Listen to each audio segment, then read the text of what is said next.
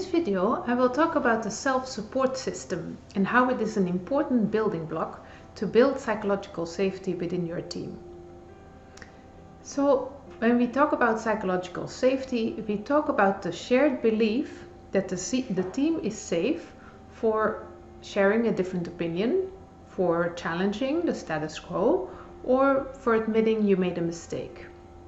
So why is the self-support system then an important step in this? Imagine you're talking with your team about a project and you realize that you made a mistake in this project. Maybe you're not allowed to make mistakes from yourself. Maybe making a mistake or admitting that you made a mistake makes you feel very overwhelmed and extremely stressed out. So if it's already difficult to admit to yourself that you made a mistake, can you imagine how difficult it must be to admit it to your team? You need to take care of your own needs first before you can have that conversation with your team. So how does your conversation look like if you don't have your self-support system? Imagine lately you've been struggling with working from home. You've been having troubles concentrating, you worry that you're not as productive as you should be. This topic is already giving you a lot of stress. Now you're in a conversation with your team member and this team member says, I think people are not doing hard enough work at home. So you can imagine that because you're already stressed or stressing on this topic, that you might react defensive or maybe dismissive.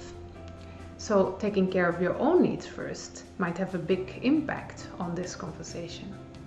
So what does it look like, your self-support system? In this particular conversation with your colleague, the colleague brings up working from home and how he wonders if it's still productive. The first step for you as your self-support system is to take a moment and think, how am I feeling on this topic? What is happening to me? Can I feel in my body? Maybe if you feel stressed, often you feel maybe your heart race, or you feel flushed, or you feel at least stressed, and you recognize that you feel stressed. The second step is realizing that you're not alone. Everybody feels stressed sometimes. Everybody worries sometimes. It's part of our human experience. The third step is to think, what do I need in this moment to be okay? Can I be kind to myself? Maybe I can say, it's okay.